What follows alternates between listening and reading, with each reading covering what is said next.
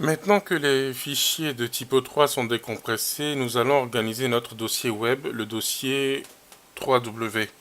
Donc pour ça, toujours avec notre console PuTTY, nous allons nous rendre dans le répertoire 3W et nous allons y créer avec la commande mkdir un dossier intitulé typo 3 version 4.5.2.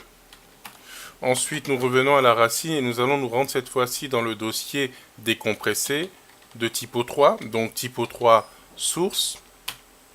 Et nous allons déplacer tous les dossiers et fichiers de ce répertoire dans notre dossier web, mais de manière bien particulière.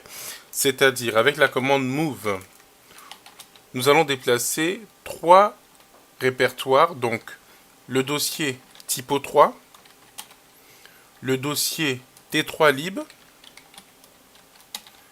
et le fichier index.php. Nous allons les déplacer dans le répertoire www, mais dans le sous-répertoire typo 3 que nous avons créé il y a quelques instants. Donc typo 3 4.5.2. Et maintenant, tous les autres fichiers qui restent dans ce sous-dossier, nous allons les déplacer dans le répertoire web racine, à savoir www. Voilà. Maintenant, il ne reste plus rien dans ce répertoire et nous pouvons le supprimer.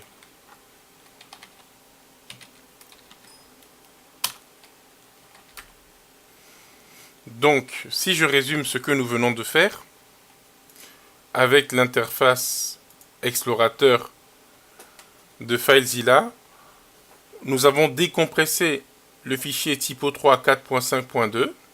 Une fois décompressé, nous avons déplacé les fichiers qui étaient à l'intérieur d'un autre dossier web, le dossier 3W.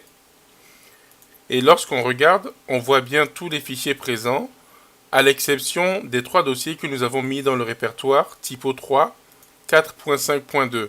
Donc le répertoire t3lib, le répertoire typo 3 et le fichier index.php.